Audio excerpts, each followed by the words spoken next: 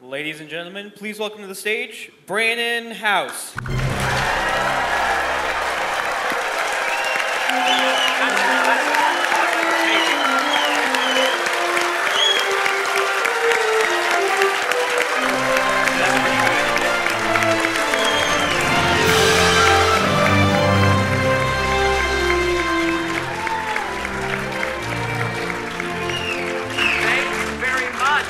Welcome to our live panel of very serious topic, Holocaust Horizon.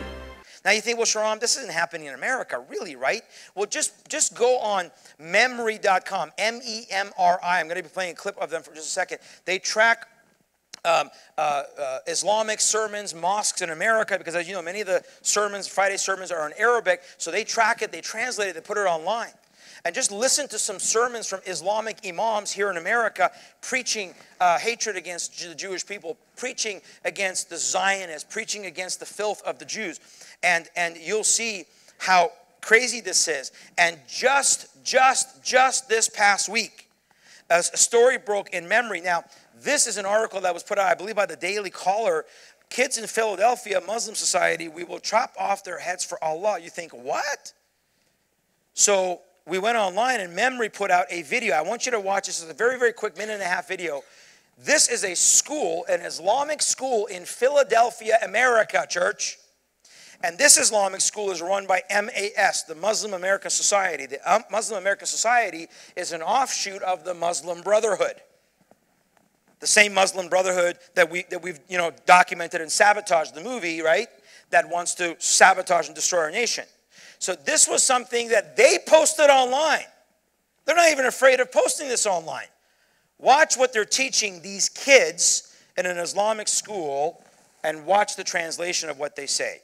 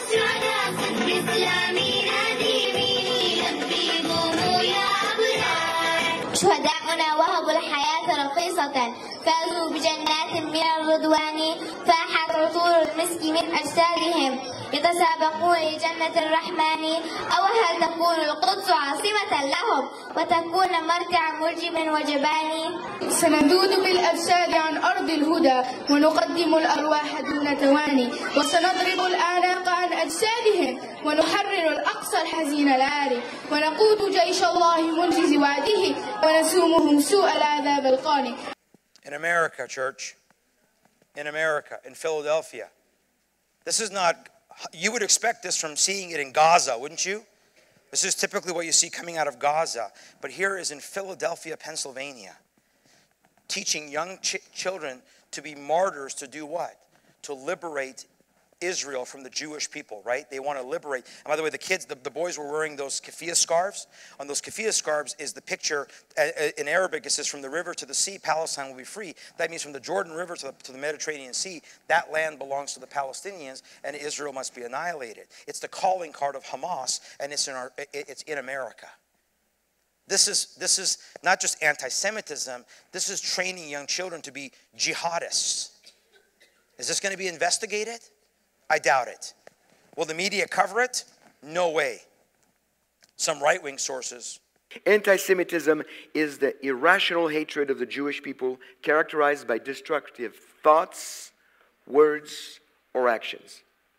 Okay? irrational hatred of the Jewish people characterized by destructive thoughts, words, and or actions. That's a definition of anti-Semitism. A couple of quotes. The road to Auschwitz was built by hate, but paved with indifference. That's historian Ian Kershaw. To this, I like to add the road to another Holocaust is being rebuilt by hate, but paved with political correctness and apathy. Do we agree? So, and by the way, as I mentioned that last night, two-thirds of millennials do not know what Auschwitz means, what it's all about, which is to me very scary. So, anti-Semitism is not biblical. Well, duh. I mean, but you'd be surprised. You'd be surprised. A genuine follower of Yeshua cannot hate the Jews. In Psalm 83, verses 3 through 5, we read, they make shrewd plans against your people and conspire together against your treasured ones. That's Israel. That's not the church, guys. They have said, come and let us wipe them out as a nation, that the name of Israel be remembered no more. For they have conspired together with one mind. And here is the key of that verse. Against you, they make a covenant. So if you know friends of yours who are believers, they're Christians, they say, I'm a believer, I'm a Christian, I love Jesus, but those Jews and Israel is in the way of world peace. And take them to Psalm 83, verse 5. A believer, if you really hate God, you really hate Israel. When you hate Israel, you hate God. When you hate God, it's connected. You cannot hate the Jews and love God. It's impossible. Also, a genuine follower of Yeshua, if you read in Romans 11:11, this is your biblical mandate. I say yours because there's a few of us Jewish here, but for the most part, I'm speaking to a Gentile audience. I say then, they did not stumble so as to fall, that they may it never be. But by their transgressions, salvation has come to the Gentiles, to make them angry. That's not what it says, huh? To make them jealous. Unfortunately, my friends, Christians and people in general have made my people angry for the last 2,000 years. It has to change. We're at a critical time right now. What I want you to understand, if you don't take anything back from this presentation but the next slide, I want you to really let that sink in. Modern anti-Semitism did not happen in a vacuum. You must know what you bring to the table. When you walk into a conversation with a Jewish friend, when you engage in conversation with your Jewish family members, co-workers, schoolmates, you bring this with you. I call it the Christian baggage. I think everybody knows by now, I mean everybody here that's here this evening, we all know that there's been a stunning rise and surge in anti-Semitism just here recently in the world and here in America. In fact, I read a quote the other day that said the deadliest year ever to be Jewish in America is this year. There's a 74% increase in violent offenses against Jews in France. There's a 60% increase in Germany. And an article, a very good article I read recently said that really if you think about the Jewish people today, they're in the center of a bullseye because what you do is you have a lot of radical right-wing people like Nazi types who are coming against the Jewish people. You have the left and the progressives who are increasingly anti-Israel and anti-Semitic, even in our country today, even in our people in our government. And then you have Islam that is an all-out onslaught against the Jewish people. So it's coming from the far right, it's coming from the left, and it's coming from Islam. And what one person pointed out, and I think this is a great way to state this, there's a common ideological thread, and that is the world is a bad place, and what hinders it from becoming a better place is the Jews. That's kind of what's underneath it all. You know, the world's a bad place, and the one thing that's hindering it from becoming a better place is the Jewish people. So whatever ideological angle people come at this from, that's part of the basic ideology that's there. Now, one of the questions that I think we want to answer here tonight is, where does this all come from? This is, by the way, this is the cartoon, alleged cartoon that was in the New York Times about, Benjamin Netanyahu leading a blind, Donald Trump. In other words, he can't lead himself. He has to be led by the Jews. It caused a lot of furor last week. I'm sure many of you saw that and read a lot about the furor that it raised.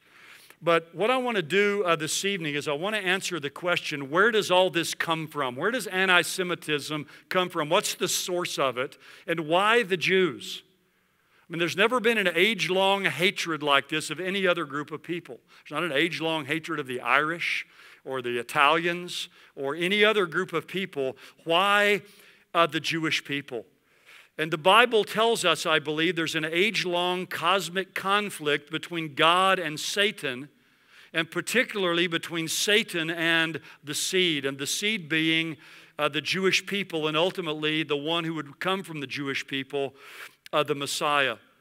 The Bible tells us this age-long war, this cosmic conflict has been raging, and we see it developed throughout Scripture, but I think nowhere more clearly than in Revelation chapter 12.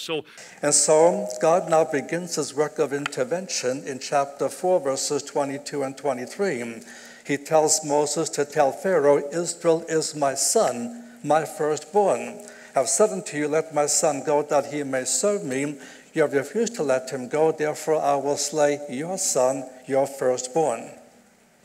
And you'll see the principle of curse for curse in kind.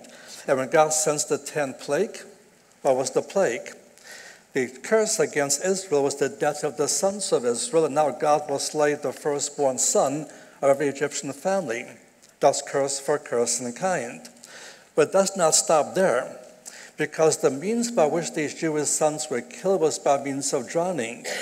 When the Jews finally leave the land of Egypt, Pharaoh begins to send his army against the Jews.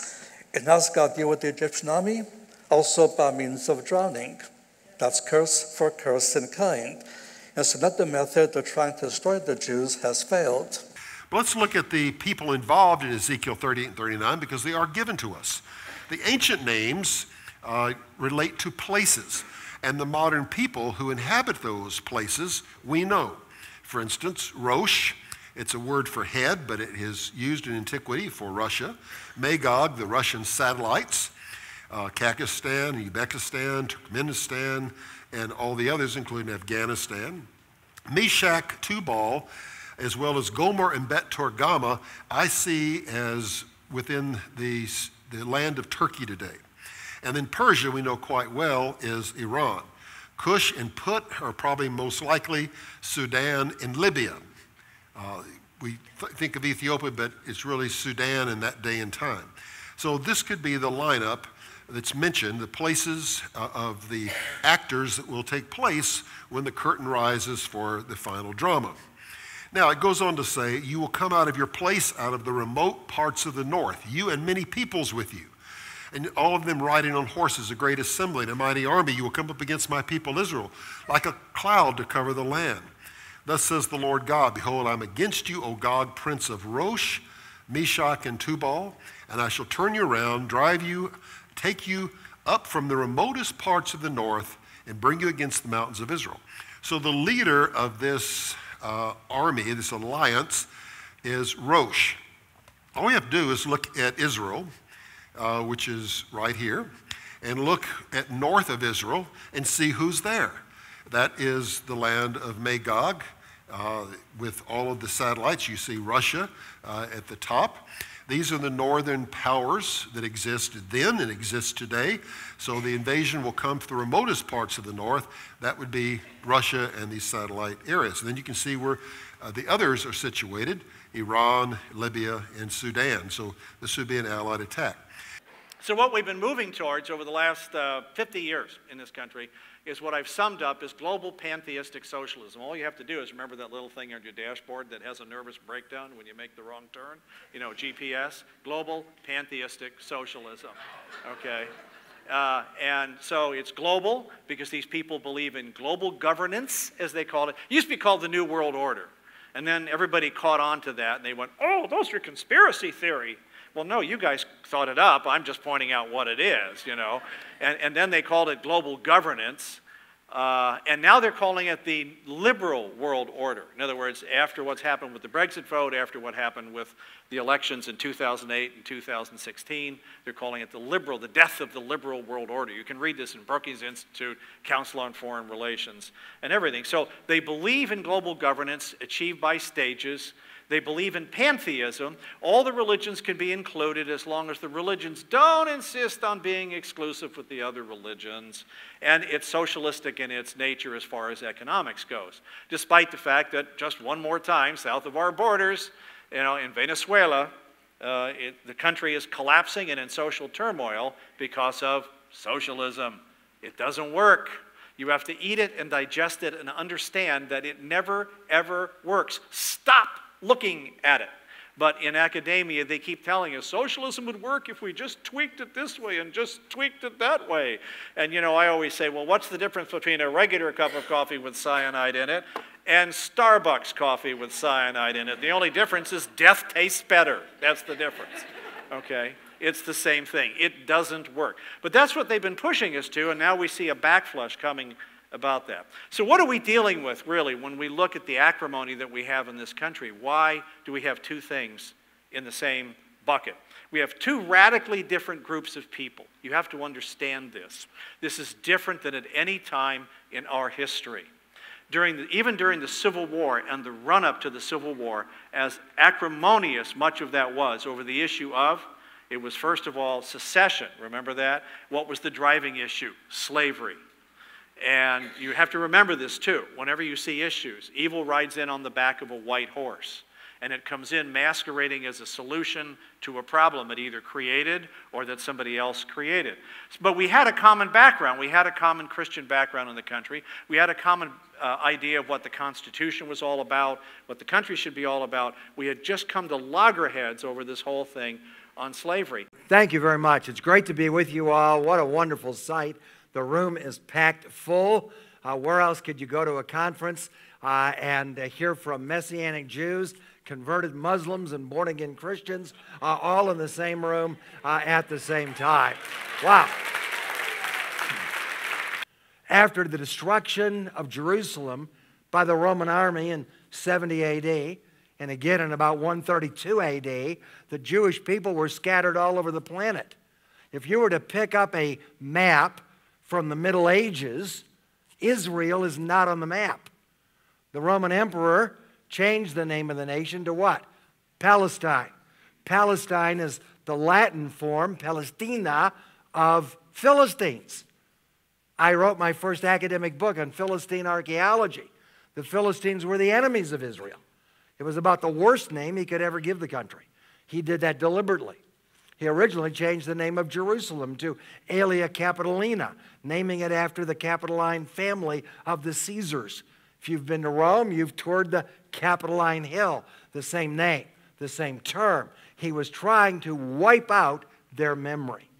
Now, the tragedy is that as the centuries followed, and there was no Israel on a map, there was no nation of Israel, then after a while, by the Middle Ages, Christians began to assume, well, God must be through with Israel. I don't see how they could ever go back and exist again as a nation back in the Promised Land.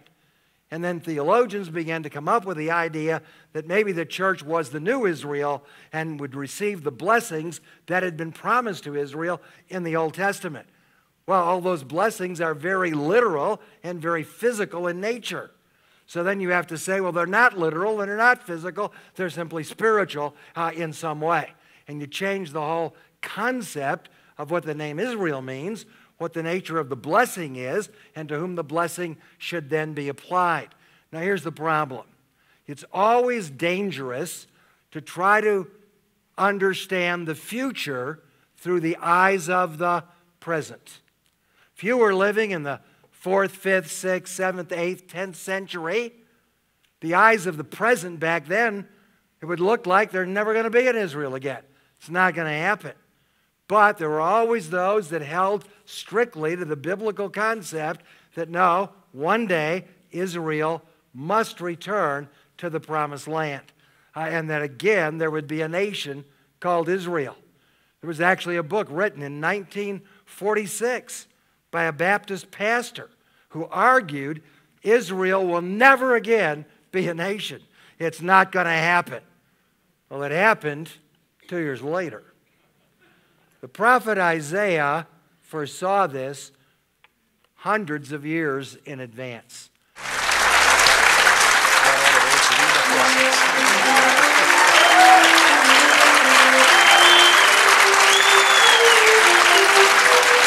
Great job, guys. Great job. Very well done.